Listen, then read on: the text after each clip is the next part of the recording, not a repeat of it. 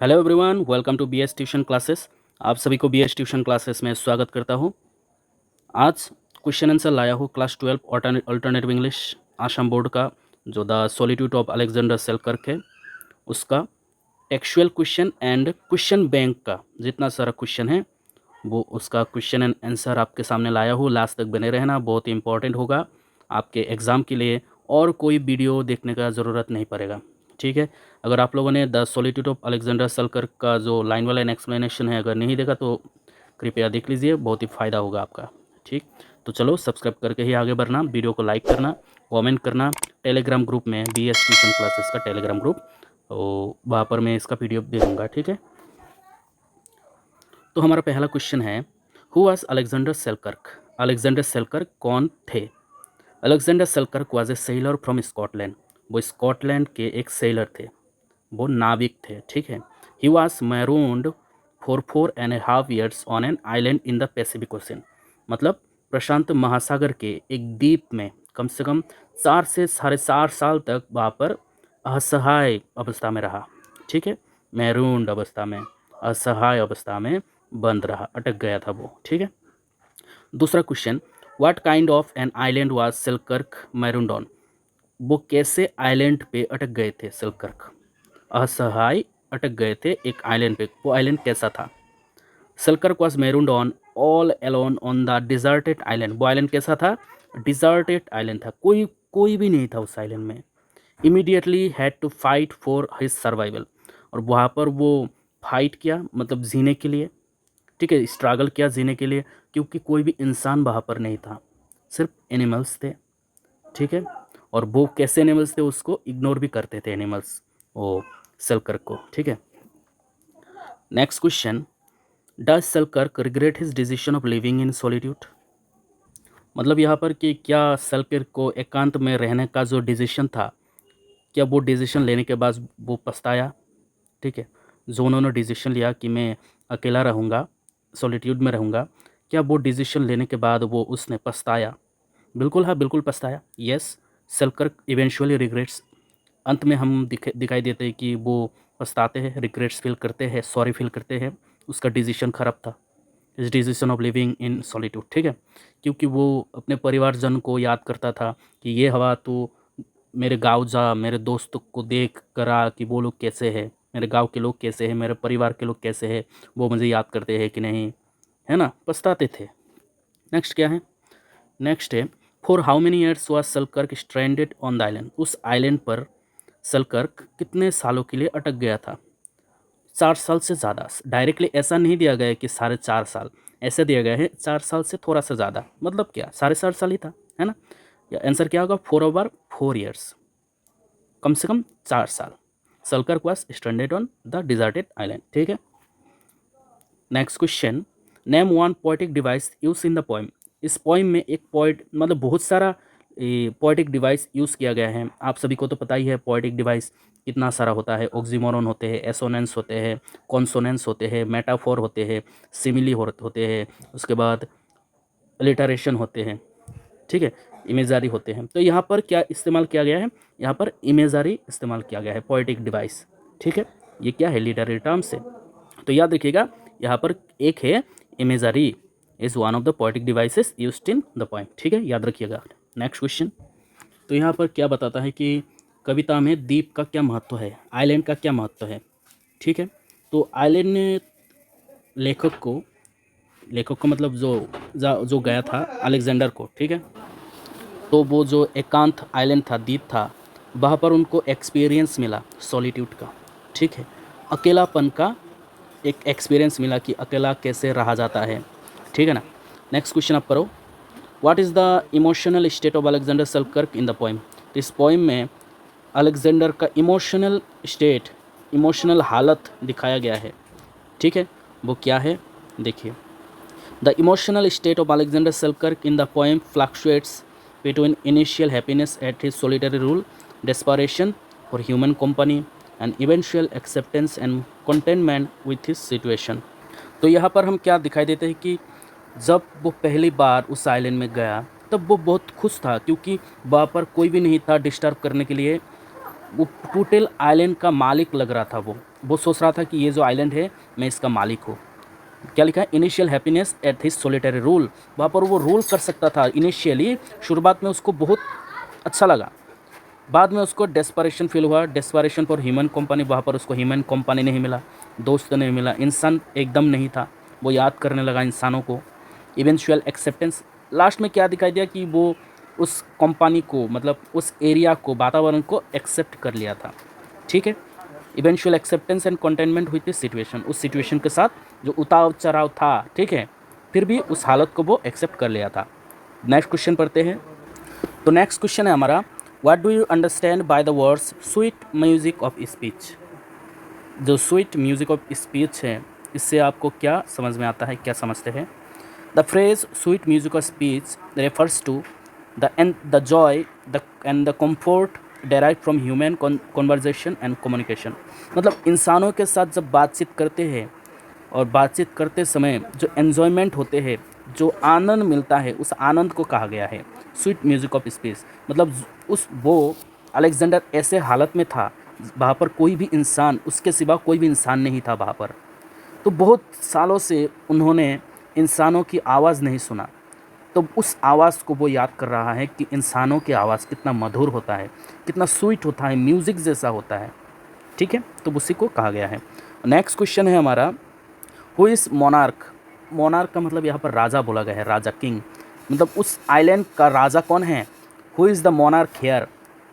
राजा वो अपने आप को बोल रहा था, है ना, कि मैं यहाँ का राजा हूँ, मैं यहाँ का रूलर हूँ, क्योंकि यहाँ पर कोई भी डिस्टर्ब करने वाला नहीं है, डिस्प्यूट, लड़ाई करने वाला नहीं है।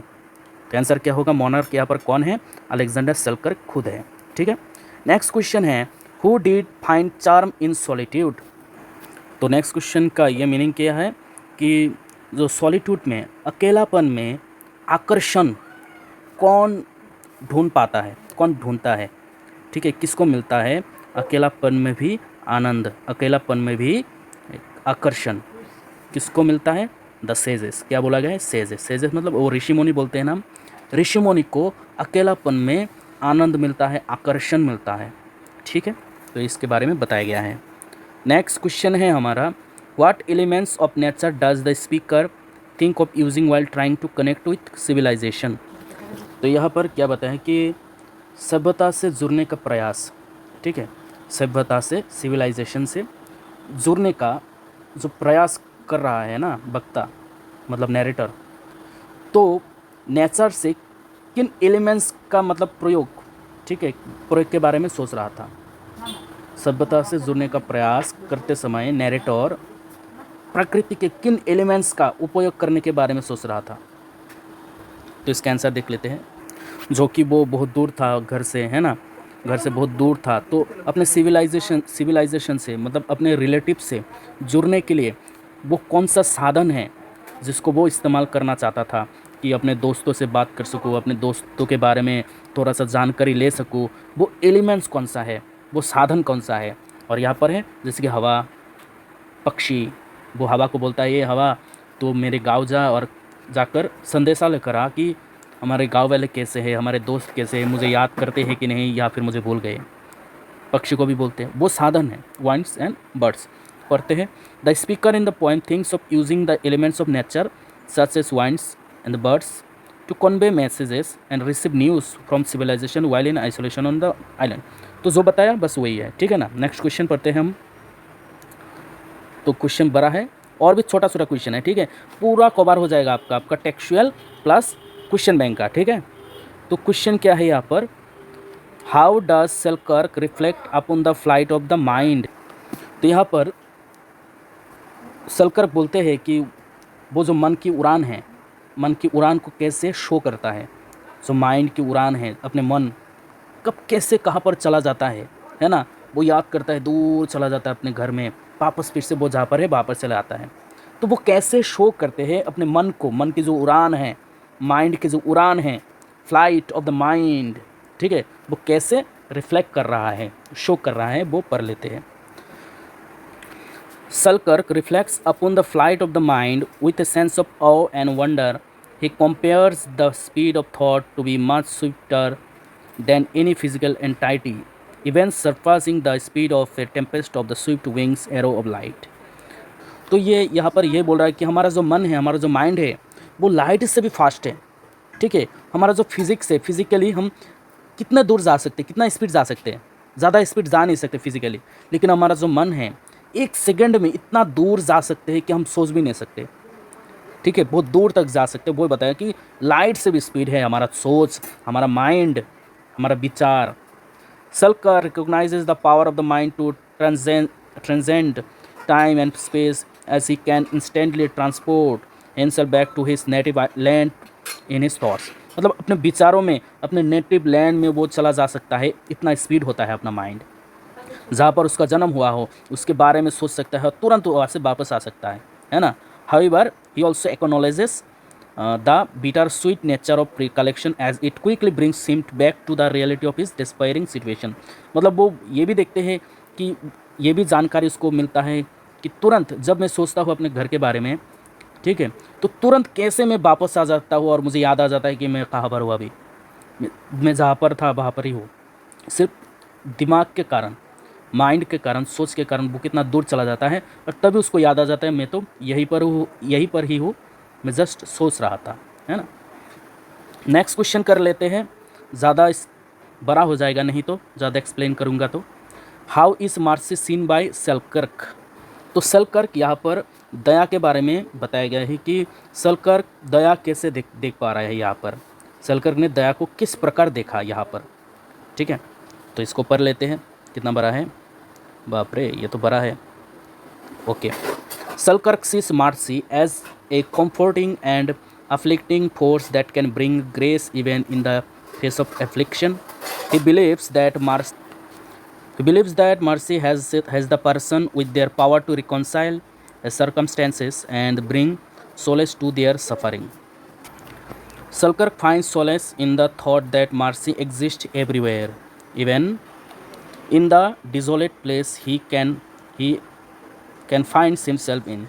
He sees mercy as encouraging and hopeful concept that gives meaning to his hardships. It is through the lens of mercy that Selkirk finds a glimmer of hope and resilience, allowing him to accept his situation and find a measure of peace within his solitude.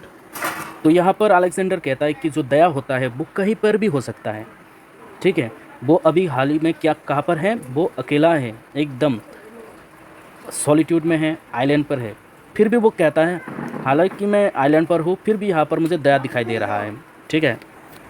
वो बताता है कि इंसान कहीं भी हो थोड़ा सा मुश्किल तो होता है, स्ट्रगल तो करना पड़ेगा, लेकिन स्ट्रगल में भी एक दयापन तो होता ही है, ठीक है। एक आरामदायक ज़िंदगी तो होता ही है, ठीक। उनको बहुत मुश्किल हुआ, जैसे आधी अधूरी सी ज़िंदगी लगा उनको, अप डाउन तो था ही, फिर भी वो यहाँ पर को क्या दिखाई देता था, उनको मर्सी दिखाई देता था, दया दिखाई देता था। जैसे कि हम बोल सकते हैं कि जो यहाँ पर जो एनिमल्स थे उनको नहीं खा रहे थे, ऐसा लग रहा था उन पर दया दिखा रहा है, ठीक है। वो तो शॉक्ड हो गया था, अरे ये एनिमल्स मुझे क्यों नहीं खा रहा है, उनको इग्नोर कर रहा था। तो जो भी नेक्स्ट क्वेश्चन तक हम जाते हैं। नेक्स्ट क्वेश्चन ये हमारा सेंट्रल थीम, ये बहुत इंपॉर्टेंट है इसको जानना, क्योंकि पूरा पोएम का थीम ही है ये सेंट्रल थीम, ठीक है। What is the central theme of the poem the solitude of Alexander Selkirk. तो देखिए, the central theme of the poem the solitude of Alexander Selkirk is loneliness resulting from a lack of human connection. तो यहाँ पर इसका central theme क्या है, loneliness, अकेलापन, जो इंसानों से जो कनेक्शन है वो टूट चुका है, ठीक है। Rolling over a deserted island is little consolation to speaker Selkirk. तो यहाँ पर क्या बता रहा है सेल्कर्क कि वो रोलिंग कर रहा है एक डिजर्टेड, जहाँ पर एकदम इंसान का कोई नाम ही नहीं है, वहाँ पर वो रोल कर रहा है, ठीक है, अपने आप को सांत्वना देने के लिए, ठीक है, सिंपैथी देने के लिए। He yearns for society, friendship and love. वो क्या ढूंढ रहा था, वो सोसाइटी ढूंढ रहा था, फ्रेंडशिप, लव। वो तो यहाँ पर अकेला आया था, पहले तो उनको बहुत अच्छा लगा, लेकिन बाद में वो पछता रहा था, उसके याद आ रहा था सोसाइटी का, दोस्तों का, प्यार का, मोहब्बत का, ठीक है। हुई she cannot find well marooned on an island in completely isolation. लेकिन वो यहाँ पर ये कुछ भी नहीं पा सकता, क्योंकि वो एक एकांत में था, ठीक है, अटक गया था यहाँ पर आने के बाद। Although surrounded by animals Selkirk Mrs his friends in his homeland and wonders if they remember him. तो यहाँ पर क्या बता रहा है कि चारों तरफ तो बहुत सारे एनिमल्स था, फिर भी वो अपने दोस्तों को याद करते थे, और वो बताते हैं कि उसका दोस्त उसको याद करते हैं कि भूल गए हैं। ठीक है, तो नेक्स्ट क्वेश्चन तक बढ़ते हैं। छोटा छोटा क्वेश्चन है, why were the beast unfamiliar with Selkirk. देखिए, जो बीस्ट है, जानवर है, वो सेल्किर्क के लिए, जो बीस्ट है, ठीक है, वो सेल्किर्क को पहचानते नहीं हैं, अनफेमिलियर है, अपरिचित है। ऐसा क्यों? कोई भी एनिमल्स तो समझ लेगा, हाँ ये इंसान है, मैं इसको अभी खाऊंगा, लेकिन जो बीस्ट है, जानवर है वहाँ पर आइलैंड का, ठीक है, तो चलो इसका आंसर क्या है, the beast never show any human being. जो बीस्ट है, वहाँ के जो जानवर है, वो इंसानों को कभी भी नहीं देखा था इससे पहले, ठीक है। Before so they were unfamiliar with Selkirk, तो इसीलिए अलेक्जेंडर सेल्किर्क से वो अपरिचित थे, अलेक्जेंडर को नहीं पहचानते थे, इसके लिए खाया भी नहीं, है ना, डर गए थे, ये कहाँ का इंसान है, ये क्या है, ये कौन सा जानवर है ना। What did Selkirk appeal to wind.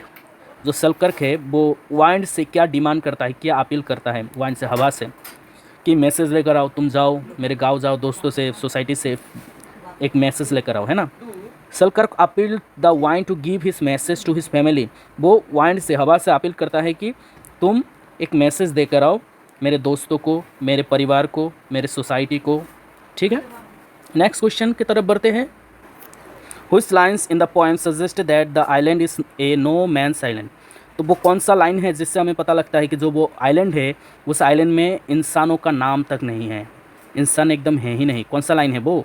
ये लाइन है, देखो, I am monarch of all I survey, मतलब इस जगह का मैं क्या हूँ, राजा हूँ। My right there is none to dispute, हर एक जगह पे मेरा राइट है, यहाँ पर कोई भी लड़ाई करने वाला नहीं है, कोई भी नहीं है लड़ाई करने के लिए उनके साथ। मतलब क्या है, इंसान एकदम नहीं है, इंसान होते हैं लड़ाई करने के लिए। I am out of humanities race, में इंसानों से बहुत दूर हो। I must finish my journey alone, में अकेला ही अपना जर्नी ख़त्म करना पड़ेगा, ठीक है। तो इस लाइन से हमें पता लग जाता है कि वहाँ पर इंसानों का एकदम नाम ही नहीं है, सिर्फ वो अकेला था, अलेक्जेंडर सेल्किर्क, ठीक है।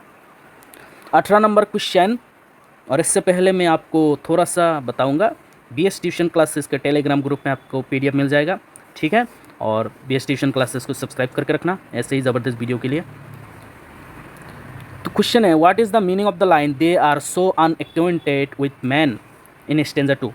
तो इस लाइन का मतलब क्या है, दे आर सो अनएक्वेंटेड। तो आपको बता देता हूँ कि जो अनएक्वेंटेड है, तो इसका मतलब है कि अनफेमिलियर, ठीक है, मतलब अपरिचित ऐसे बोलते हैं, ठीक है। They are so unacquainted with man refers to the beast and animals, तो एनिमल्स को बता रहा है, एनिमल्स जानवर को बता रहा है, ठीक है, अनएक्वेंटेड बोल के। दे वर नॉट, तो देखिए, they are so unacquainted with man, they मतलब यहाँ पर बीस्ट एंड एनिमल्स, दे का मतलब है जो जानवर होते हैं, वो अनफेमिलियर है इंसानों से, मतलब इंसानों को वो नहीं पहचानते हैं। दे आर मतलब animals are so unfamiliar with man, ये बता रहा है। They were not familiar with the human, इंसानों को नहीं पहचानते हैं वो। They had not seen any humans before, उन्होंने जो बीस्ट है, जानवर है, वो कभी भी इंसानों को नहीं देखा था इससे पहले, ये बता रहा है। नेक्स्ट क्वेश्चन क्या है, what horrid सेल्किर्क back to despair, मतलब क्या हो जाता है कि वो उदास हो जाता है, सेल्किर्क उदास में क्या हो जाता है, किस वजह से वो उदास हो जाता है।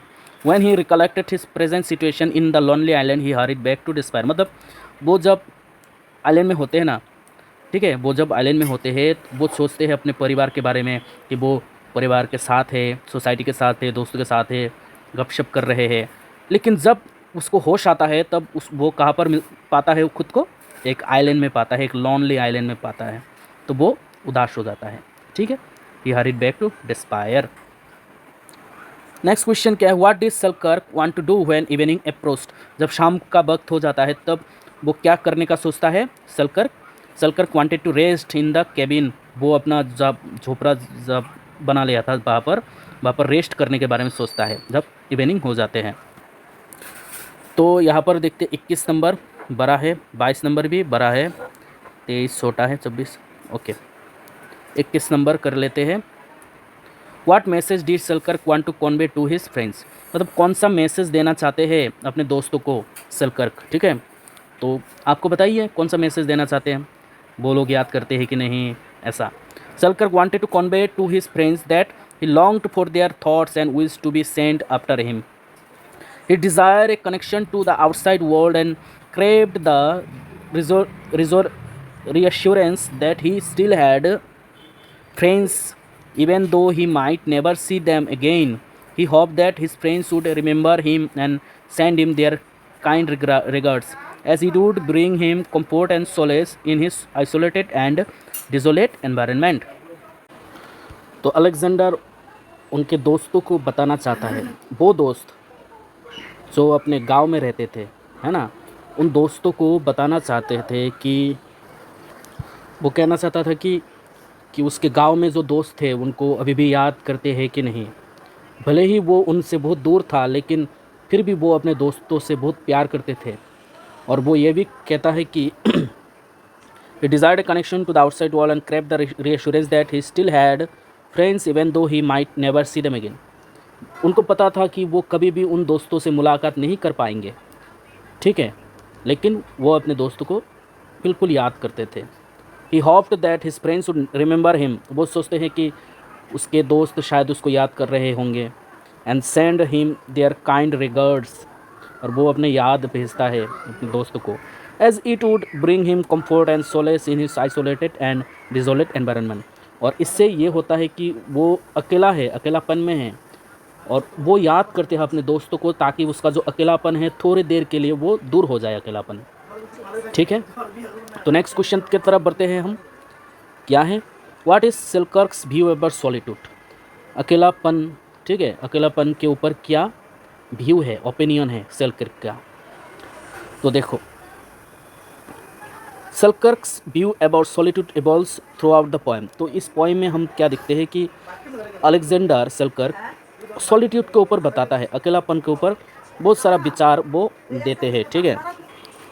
इनिशियली ही रिवील्स, देखिए रिवील्स होगा, है ना, he reveals in the solitude feeling like a monarch with no dispute over his rights. तो सबसे पहले जब वो पहली बार वहाँ पर पहुँचा था आइलैंड में, तब वो बहुत अच्छा महसूस कर रहा था। वो रिवील करता है कि जो सॉलिट्यूड है, अकेलापन है, उसको पसंद है। वो यहाँ का राजा राजा जैसे महसूस कर रहा था। No disputes over his rights, वो कह रहा था कि वहाँ पर जो वो मौजूद था, वहाँ पर कोई भी इंसान नहीं था कि उससे लड़ाई करे, ऐसा कोई था ही नहीं कि उससे लड़ाई करेगा, है ना। हाउएवर एज टाइम पासेस, जैसे धीरे धीरे समय बीतता गया, he begins to feel the overwhelming weight of isolation. वो एकांत को समझने लगा, अकेलापन को समझने लगा कि कैसे अकेलापन जो होते हैं, एकांत जो होते हैं, वो अच्छा नहीं होता है। And long for the company of other human beings, और तब वो ढूंढता है, डिमांड करता है, इच्छा प्रकट करता है कि काश कोई इंसान मेरे साथ होता, उससे मैं बातचीत करता। उनके आवाज़ कितने मधुर होते हैं, इंसानों का आवाज़, ठीक। He finds the absence of human interaction to be distressing and starts to value the importance of society, friends, and love. Selkirk realized that solitude, when prolonged, can become unbearable, and that human connection is essential for one's well-being and happiness. और वो समझता है कि अकेला रहना बहुत मुश्किल है, इंसानों का होना बहुत इम्पोर्टेंस है ज़िंदगी में, ठीक है। तो सोसाइटी का होना, फ्रेंडशिप, लव, इसका ये रियलाइज़ करता है अलेक्जेंडर कि कितना ज़रूरत होता है इंसानों को जीने के लिए। अकेला कोई भी इंसान अच्छे तरह से रह नहीं पाता, ये अनबेयरेबल था उसके लिए, बहुत ही मुश्किल था। तो यही बताता है कि अगर आप खुश रहना चाहते हो तो इंसानों के साथ रहना पड़ेगा, तभी जाके आप खुश रह सकते हो, ठीक। यहाँ पर 2-3-4 और क्वेश्चन हैं, ठीक है, पढ़ लेते हैं। How does Selkirk cope with his solitude? तो सेल्कर्क वो अकेलापन में कैसे, एकांत में कैसे वो अपने समय को बिताता था, कैसे मैनेज करते थे, उसको कैसा महसूस होता था। Selkirk find solace in the nature world around him, उसके चारों तरफ प्रकृति से भरपूर था, उससे मज़े लेते थे, ठीक है, उसको अच्छा लगता था। फ्रेंड लोकल वाइल्ड लाइफ, जो जानवर थे उससे वो फ्रेंडशिप कर लिया था। एंड रियलिस ऑन हिज फेथ, और अपने आप पे विश्वास था, है ना। तो ऐसे उस सॉलिट्यूड में वो समय को ऐसे बिताए। What theme does the poem explore? ये जो पोएम है the solitude of Alexander Selkirk, इसका थीम क्या है, मेन थीम क्या है? तो मेन थीम ये 2 लाइन में है, देखो। The theme of isolation, isolation है, एकांत है। लॉनलीनेस, अकेलापन।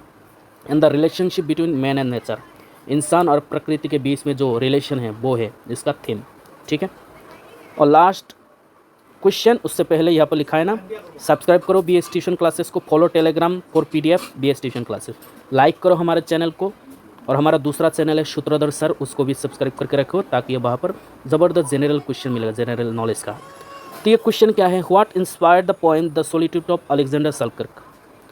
तो इस पोएम से क्या इंस्पायर करता है, क्या इंस्पायरेशन मिलता है, देखो।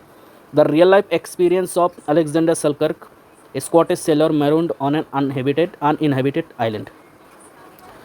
तो ये जो पोएम लिखा है the solitude of Alexander Selkirk, कहाँ से इंस्पायर हुआ था, ये रियल लाइफ एक्सपीरियंस है बेसिकली। किससे इंस्पायर होकर ये पोएम लिखा गया था, अलेक्जेंडर सेल्कर्क को हम बोल सकते हैं कि ये ओरिजिनल स्टोरी है, रियल लाइफ एक्सपीरियंस है। तो वहाँ से एक्सपीरियंस मिला, ठीक है, इंस्पायर हुए और इस पोएम को लिखा गया था। The real life experience of Alexander Selkirk, एक स्कॉटिश सेलर थे, नाविक थे, marooned on an uninhabited island, वो ऐसे आइलैंड पर अटक गए थे जहाँ पर जो आइलैंड अनइनहेबिटेड थे, कोई भी इंसान नहीं थे वहाँ पर, सिर्फ जानवर रहते थे। तो बस इतना सा ही है। ऑल द बेस्ट, बहुत अच्छा लगा होगा आप लोगों को, है ना। तो चलो bye bye, take care, all the best.